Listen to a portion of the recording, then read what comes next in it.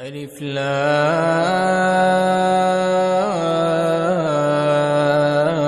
را تلك آيات الكتاب وقرآن مبين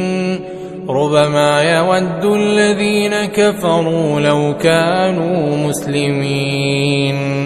ذرهم يأكلوا ويتمتعوا ويلههم الأمل فسوف يعلمون وما أهلكنا من قرية إلا ولها كتاب معلوم ما تسبق من أمة أجلها وما يستأخرون وقالوا يا أيها الذي نزل عليه الذكر إنك لمجنون